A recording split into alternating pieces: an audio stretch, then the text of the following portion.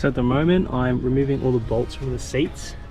As you can see, it's pretty dirty underneath those trims that were covering them. And throughout this video there's going to be a lot of progress made. I'll just show some clips of the dirty parts of the car and how it sort of looks beforehand.